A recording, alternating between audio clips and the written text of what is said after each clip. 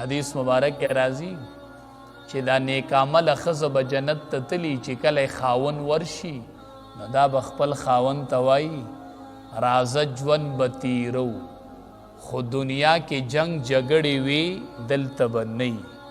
په دنیا کې تکلیفونه او مصیبتونه او ګندګۍ وي دلته به نه په دنیا کې مرګ دلته به نه نو دا چې جنت کې به هیڅ قسمه ګندګۍ تکلیفونه جنگ جګړې خوبونه دا هیڅ په پکې نه نو ځکه وایي دارالسلام دا د سلامتیا کور دی یا سلام د الله د نومونو نه یو نوم دی او جنتم الله تیار کړي نو ځکه ورته دارالسلام وایي بل علما وایي دارالسلام ورته په دې معنی باندې وایي چې په جنت کې به سلامونه وي چې هر سړی د بل سره میلاویږي سلام علیکم سلام دی په تاسو باندې سلامونه به هر سړی په یو بل باندې وایي چې کلم میلو شي نو سلام علیکم دا د جنت میلاویدل دي نو پکار دا د چې سړی په دنیا کې هم په دې باندې عمل کوي چې مخې له درشي کس السلام علیکم ځکه دا د جنت تحیه ده دا د جنت میلاویدل دي نو چې دنیا کې هم دا وي نو ډېر برکت پی پکې او د سلام نبی کریم صلی الله علیه وسلم یو پیدم ښودلې ده نبی کریم صلی الله علیه وسلم فرمای من بدأ بالسلام بریء من الکبر چې کوم سړی په سلام کې مخکېوالی کوي په بل باندې په سلام کې مخکې کېږي دی به الله د تکبر نه همیشه بچ ساتي څومره لویه فایده ده د سلام چې د تکبر نه به دی محفوظ ساتي الله نو دا ځان کې یو عادت پیدا کو السلام علیکم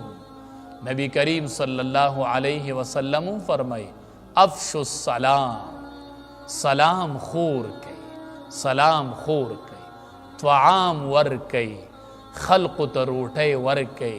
وصل الارحام او رشتي د یو بل سره وپالئ رشتي د یو سلام خور کئ وږو ته خوراک ورکئ او رشتي د یو بل سره وپالئ نو جنت ته داخل شئ په سلامتیا سره چې څوک دا کارونه کوي جنت ته به په سلامتیا سره داخل شي تدخل الجنت بسلام داخل شي جنت ته په سلامتیا سره نو ځکه دی جنت ته سلام وایي دارالسلام چې دی کې به خلق په یو بل سلام ورچي او علما وایي قرآن کې م راځي چې د الله د طرف نه به پکې سلام راشي سلام قولا من رب الرحیم چې دا سلام دی د رب د طرف نه سلام قولا من رب الرحیم جنت کې به د الله د طرف نم سلامونه راځي ډېر بختور به جنتیان چې د الله د طرف نه به سلام راشي سلام قولا من رب الرحیم ای جنتیانو نن د الله د طرف نه سلام راغی څومره بختور به یا الله زمونږ د ټولو نصیب کړه د فرشتو د طرف نه بم سلامونه راځي سلام علیکم بما صبرتم فرشتې به وایي سلام دی پتاسو باندې د هغې څه په بدله کې چې تاسو په دنیا کې صبر کړی وو نن د هغې صله میلو شو فرشتې به هم سلامونه کوي د هر دروازه داسې دروازو نه به راوځي سلامونه به کوي یو بل ته به هم سلامونه کوي او د الله د طرف نه به پې هم سلامونه راځي نزلا من غفور الرحیم وایي به ورته دا میلمستیا ده د رب د طرف نه تاسې میلمانه یې خورئ څکئ ژوند تیروئ او مرګ به نه وي نو ځکه وی والله یدعو الی دار السلام الله تبارک وتعالی بلنه کوي الی دار السلام دار السلام تا کور د سلامتیا ته چې هغه جنت دی حدیث مبارک کې راځي چې حضرت صہیب رضی اللہ تعالی عنہ نے روایت تے ویچی نبی کریم صلی اللہ علیہ وسلم دا آیات مبارکہ تلاوت کو دا ورپسی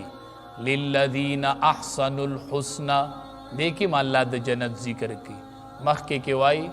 واللہ یدعو الى دار السلام اللہ بلن رابل اخپل بندیان کور د سلامتیات ویہدی من یشاء الى صراط مستقیم اللہ ہدایت کی اغچات چوئی غواڑی الى صراط مستقیم اغلاری نیغی تو برابر تا للذین احسنوا الحسنى وزیادہ دی جنت کی بس سم علاوی اللہ بدا جنت چال ورکی دا بشارت تے چھے اللہ تبارک و تعالی با جنت کی دیر خکولی نعمتو نورکی للذین احسنوا الحسنى اللہ بدا جنت چال ورکی للذین دا اغی کسانو دا پار دے احسنوا الحسنى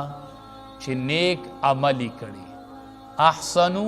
چی نیک عملی کڑی الحسنہ ددید پارا حسنہ دا و زیادتن او زیادت تے